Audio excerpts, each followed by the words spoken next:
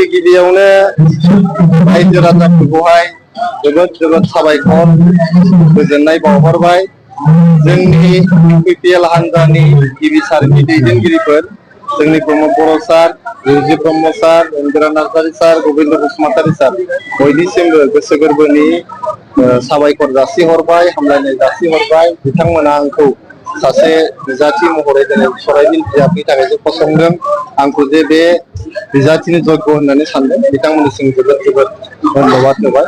आङो आफा अबंलावरिनिसिमबो साबायखर बावहरदों आरो गोजोननाय बावहरदों आरो आरज गाबहरदों गोदोनिफ्राय जाहाथे आंखौ आशीर्बाद हरबाय थायो। आं जाहाथे थांनाय 20-25 बोसोर बे समाजनि थाखाय सेबा खालामबोबाय, समाजनि थाखाय मोजां खामानि मावनो सेस्था खालामबोबाय।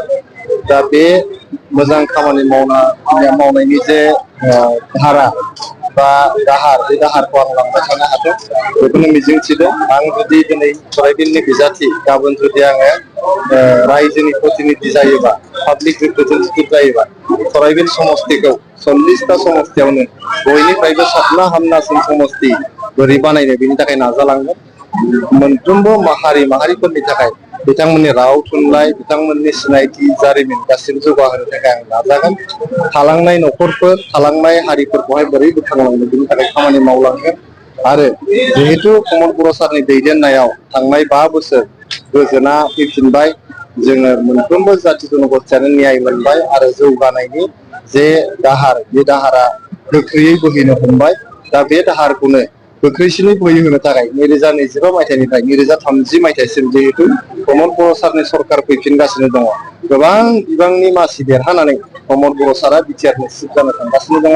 बे प्रमद बर' सारनि सरकाराव आरो बिथांनि दैदेननायाव आं सराइबिल समस्तिनिफ्राय सरकाराव गोग्गोम भाबै बाहागो लानानै सराइबिल ओनसोलजों लोगोसे सारा बिटिआरनि जौगाखांनायनि आं हाबा मावनो थाखाय दिनैहाय थिरांथा लाबाय।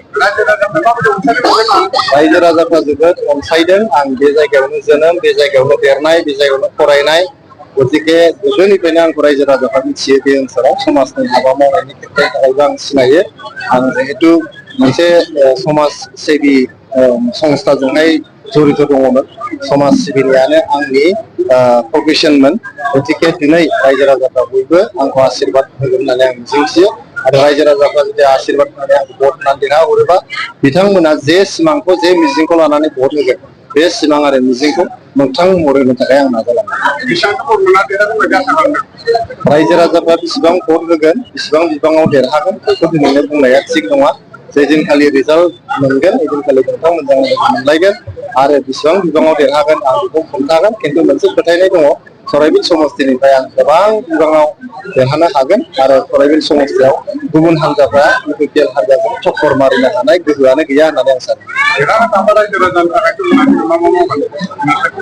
देरहालांखांनायनि उनाव आं बुंदों, गिबियावनो प्रमद बर' सार दैदेननाय सरकाराव आं गोग्गोमै बाहागो लागोन। बेनि उनाव सराइबिल समस्तिखौ 40टा बिटिआरनि समस्तिफोरनि गेजेराव बयनिफ्रायबो साबना हामनासिन खालामनो थाखाय आं नाजागोन। थामथियाव गासैबो हारि माहारिनि राव थुनलाइ, हारिमु, सिनायथि बेफोरखौ जौगाहोलांनो थाखाय आं हाबा मावगोन। थालांनाय न'खरफोर, गरिब दुखिया न'खरफोर आरो थालांनाय जाथि जनगोष्ठिफोरखौहाय बोखांलांनो थाखाय खामानि मावगोन।